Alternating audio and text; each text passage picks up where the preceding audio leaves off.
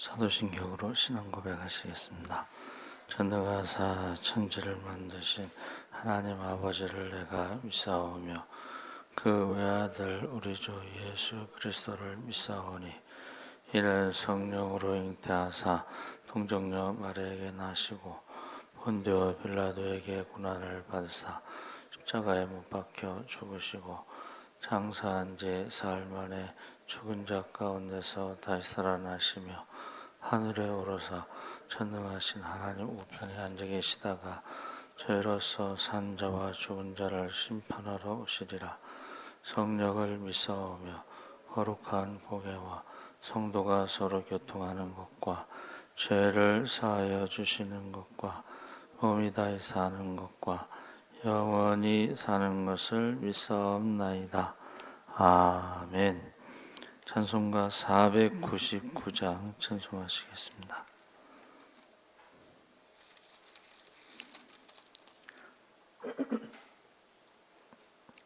찬송가 499장 찬송하시겠습니다. 흑암에 사는 백성들을 보라. 수많은 심령 멸망하겠네.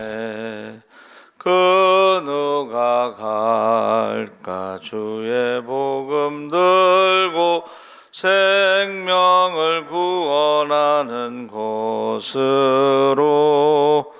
큰 권세 주께 있으니 큰 권세 주께 있으니 너는 가서 주의 복음 전하라.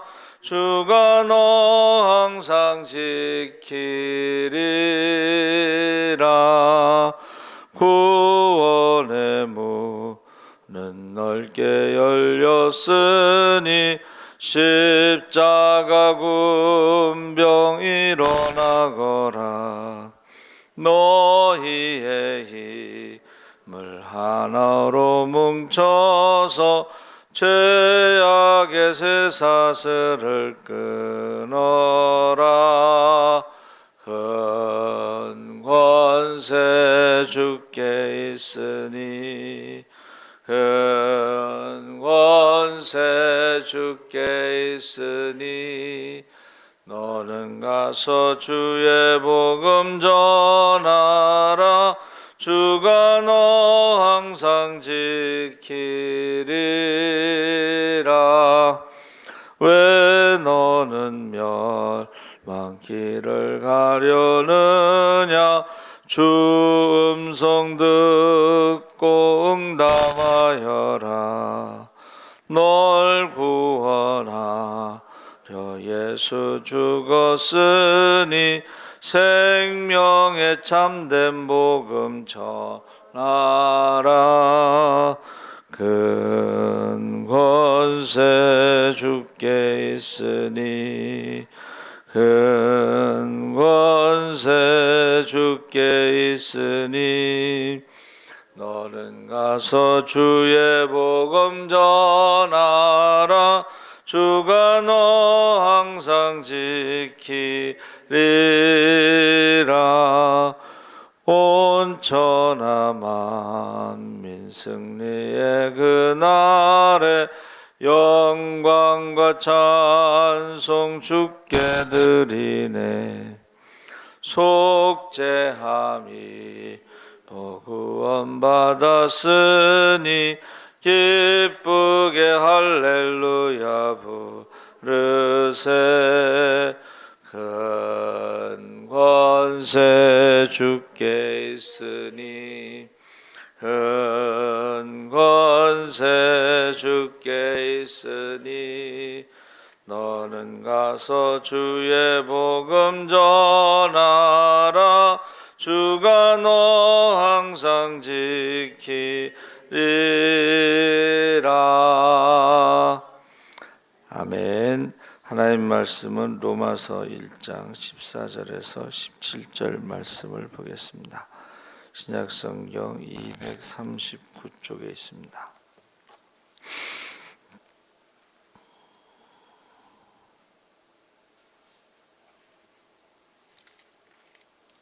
로마서 1장 14절에서 17절까지 다 같이 읽겠습니다.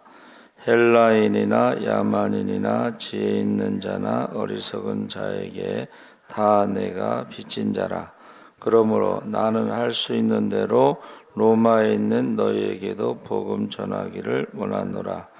내가 복음을 부끄러워하지 아니하노니 이 복음은 모든 믿는 자에게 구원을 주시는 하나님의 능력이 됨이라.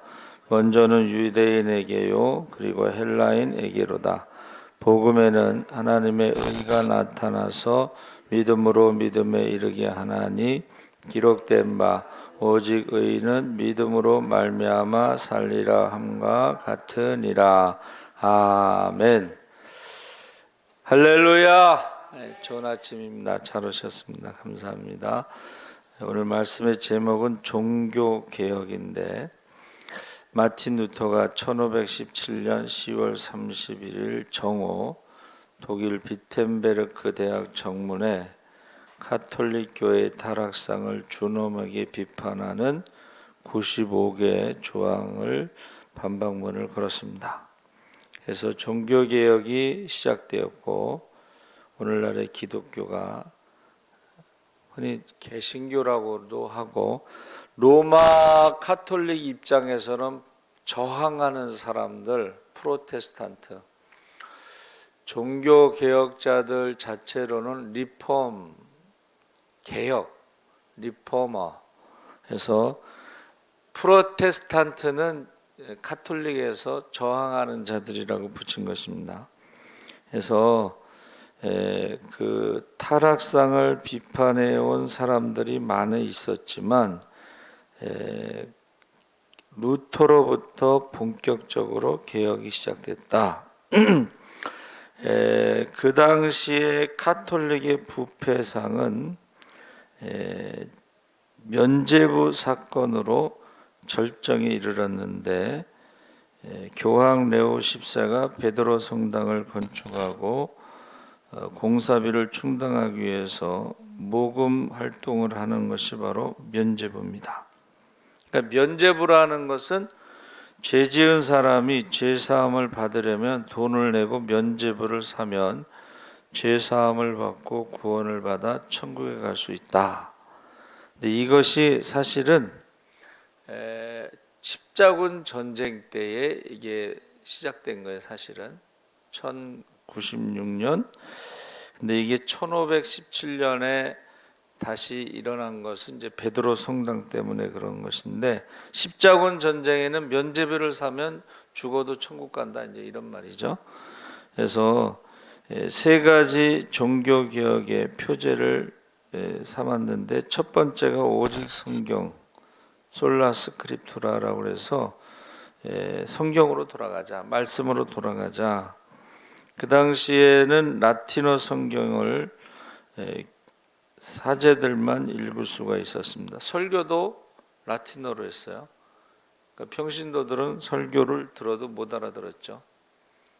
전 세계의 모든 성당에서 라틴어로, 우리나라도 라틴어로 설교를 했어요. 못 알아듣는 거죠. 그러니까 그들이 구원과는 뭐예요? 그 미사에 참여하면 구원받는다 이거야. 그러니까 우리가 지금 예배에 참여하면 구원받는다고 하는 그런 생각을 착각을 하는데 이것은 종교개혁 이전의 생각입니다. 그래서 영국의 존 위클리프가 1382년 성경을 영어로 번역했고 루터는 독일어로 번역했습니다. 그래서 교황청이요 발칵 뒤집혔어요.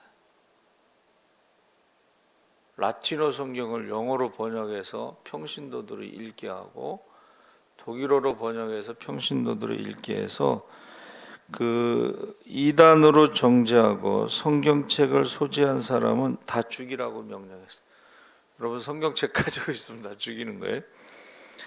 그래서 성경을 들고 다니는 것이 아니라 머리에 넣기로 하고 암송하기 시작했어요. 그래서 66권 성경을 암송해서 전국에 다니며 성경을 입으로 전했는데 그들을 일명 롤라드, 롤라드는 사람 이름이에요. 그러니까 롤라드라는 사람이 성경 가지고 있으면 죽이니까 66권을 암송해가지고 입으로 성경을 전했다는 거예요. 근데 이제 한 명이 아니고 성경책이 된 사람들을 롤라드라고 불렀어요. 그래서 성경을 읽고 듣고 묵상하고 암송하고 말씀이 생각이 되고 말씀이 육신이 돼서 종교 개혁을 시작했다는 것을 알 수가 있습니다. 그래서 우리 기독교는 성경 무오설, 성경에는 오류가 없다.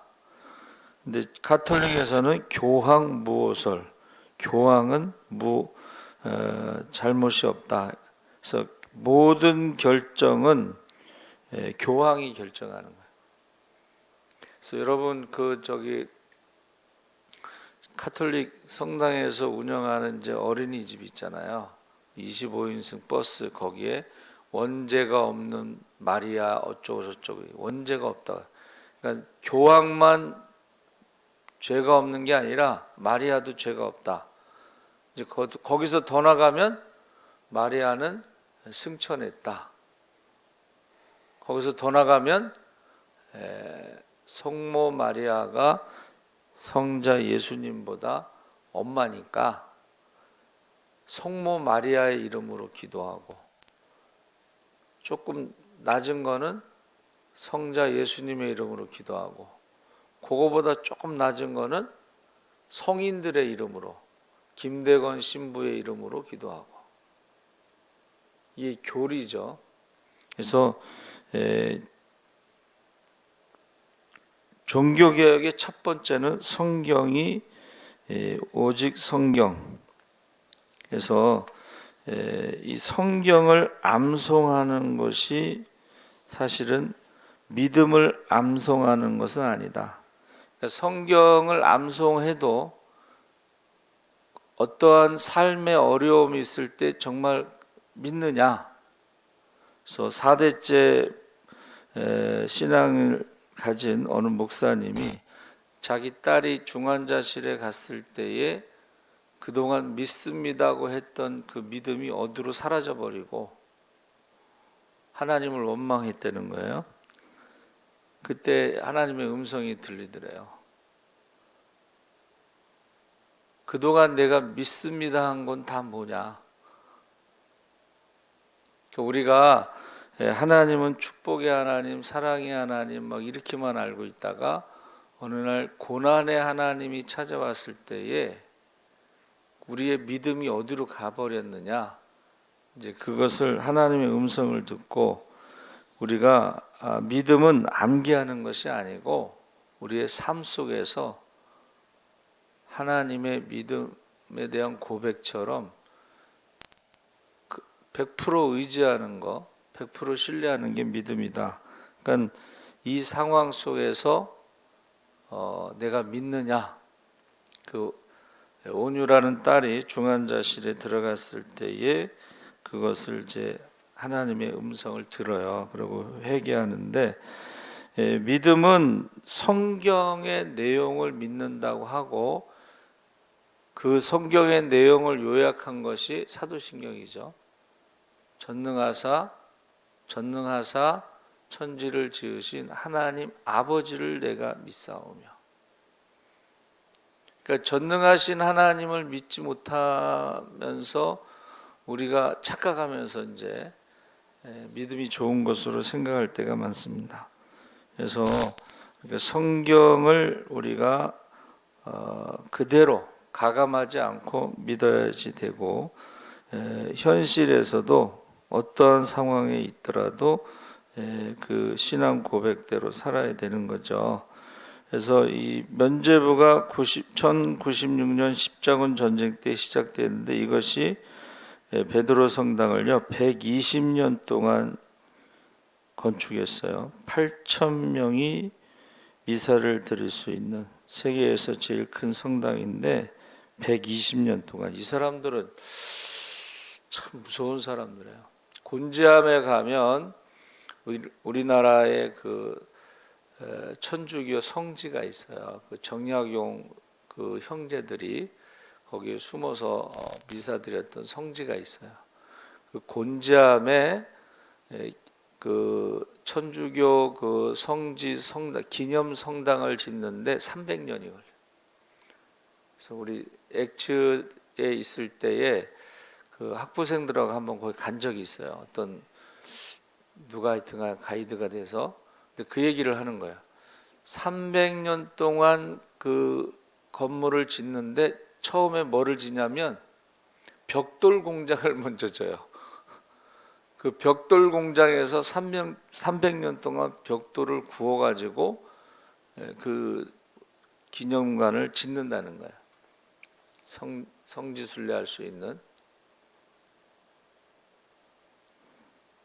그 돈이 어디서 나오느냐? 그러니까 지금 여기서는 베드로 성당 8,000명이 들어가는데 그 면죄부를 파는데 전문 판매하는 신부를 두고 교황청이 추진했는데 그 중에 이제 테젤이라는 신부가 면죄부를 팔기 위해서 비텐베르크로 왔나 봐요.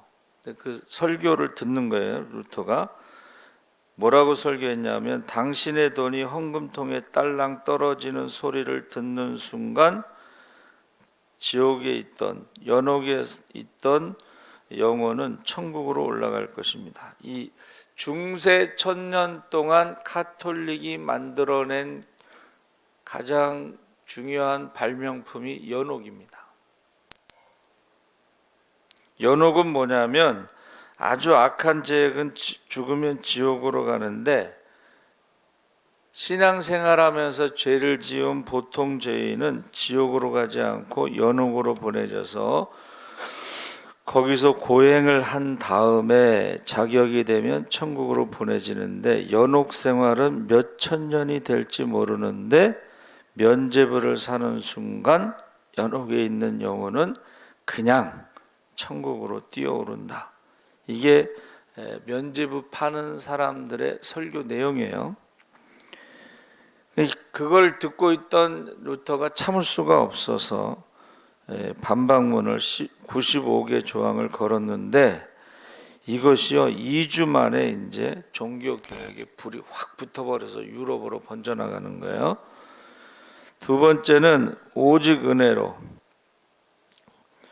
우리의 공로나 돈이나 면죄부로 하나님 앞에 의롭다함을 얻고 구원 얻는 것은 불가능하고 에베소서 2장 8절 9절의 말씀을 근거로 너희는 그 은혜에 의하여 믿음으로 말미암아 구원을 받았으니 이것은 너희에게서 난 것이 아니요 하나님의 선물이라 행위에서 난 것이 아니니 이는 누구든지 자랑하지 못하게 함이라. 그래서 구원에 대해서는 하나님의 은혜, 그 대표적으로 이제 십자가의 은혜, 죄와 사망의 문제를 해결해 주신 그 은혜를 우리가 믿음으로 받아들일 때 구원받는 거죠. 그 믿음은 하나님의 선물이다 그랬습니다. 그래서 우리가 죄로부터 구원받는 것이 가장 큰 은혜다. 영생을 얻는 것이. 그래서 우리가 하나님 앞에 오직 은혜. 근데 이게 왜 나왔냐면 카톨릭에서는 믿음과 선행으로 구원받는다.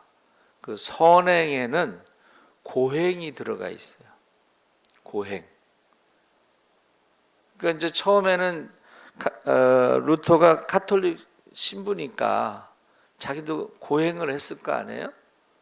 근데 마음의 평안이 없고 구원의 확신이 없어요. 그래서 그 루터라는 영화에 보면 그 스승에게 이제 고백을 해요. 고해성사 같은 거 하잖아요. 스승님, 저는 아무리 고행을 해도 선행을 해도 구원의 확신이 없습니다. 그랬더니 이제 그 스승님이 성경을 읽으라고 그래요. 신약 성경.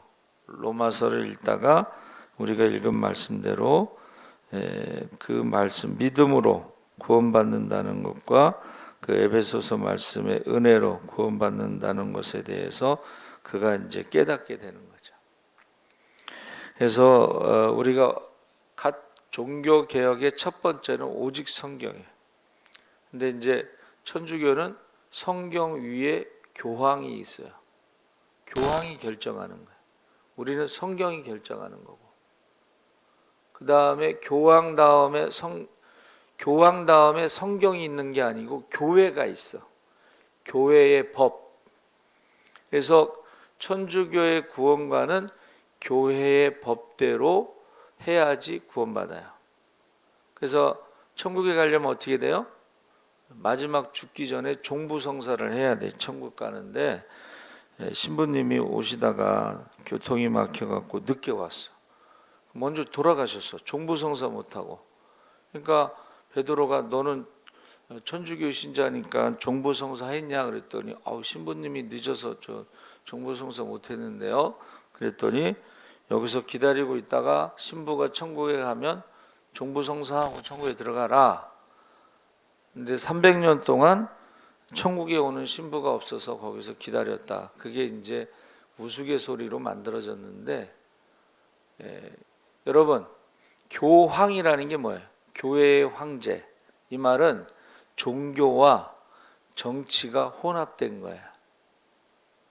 절대 권력을 세상의 왕들을 패할 수가 있어. 교황 앞에 막 무릎 꿇고 잘못했다고 막 회개하고 막 그래. 그러니까 교황이 왕들의 왕관을 벗길 수가 있어요. 씌워줄 수도 있고.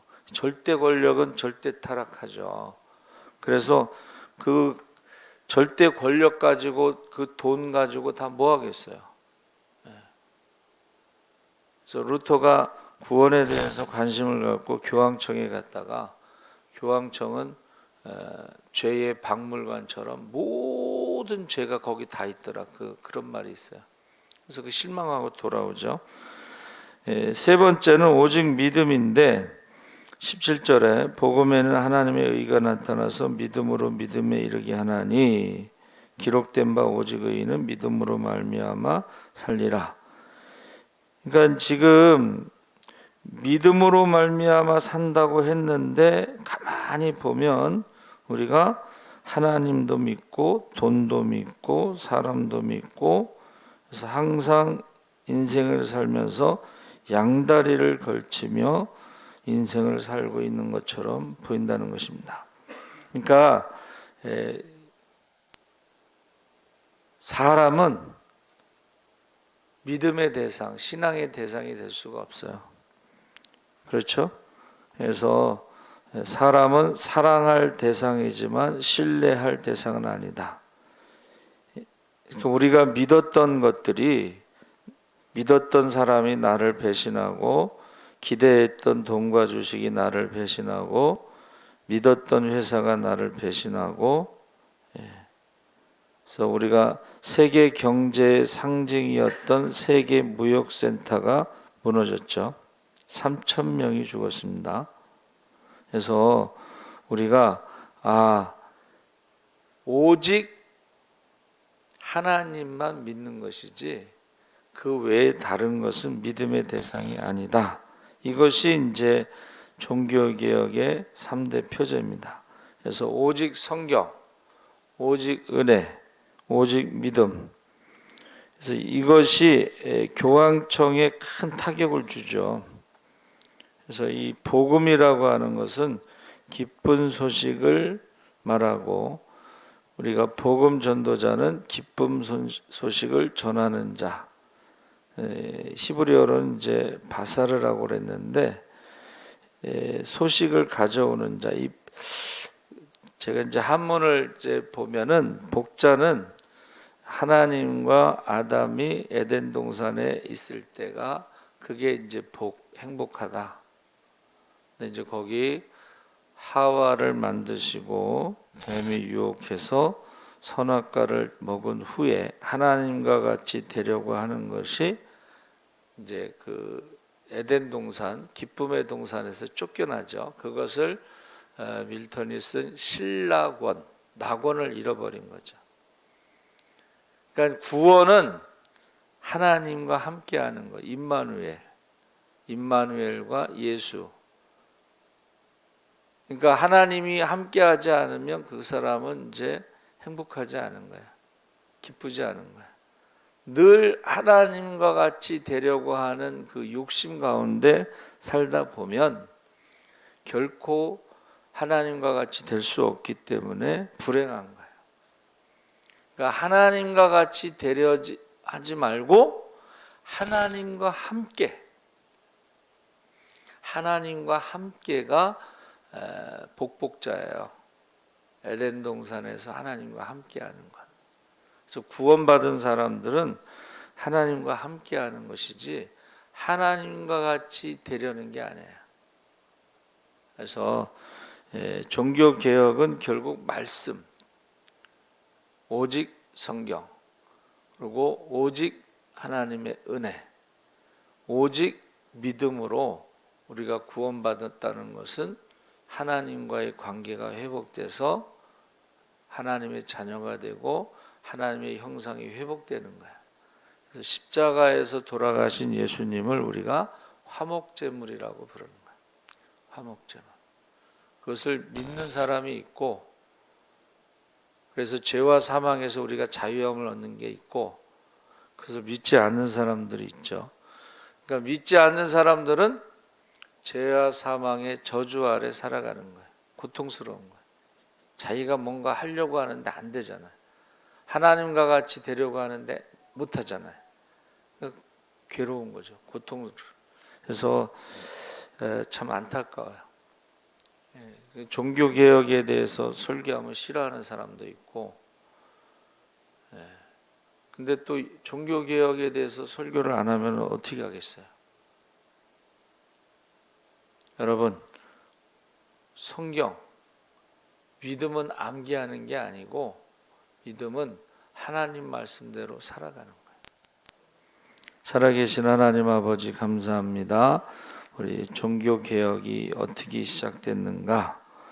면죄부를 사서 구원받는다고 하는 베드로 성당 건축으로 말미암아 루터가 이제 반박문을 낸 것이 종교개혁에 불이 붙은 것입니다. 종교개혁을 주장할 때 오직 성경, 오직 은혜, 오직 믿음을 강조한 것은 성경 외에 또 오직 하나님의 은혜 외에 오직 믿음 외에 다른 것을 가지고 구원받는다고 하는 가감하는 교리를 만드는 인간의 생각을 가르치는 것에 대해서 우리 성도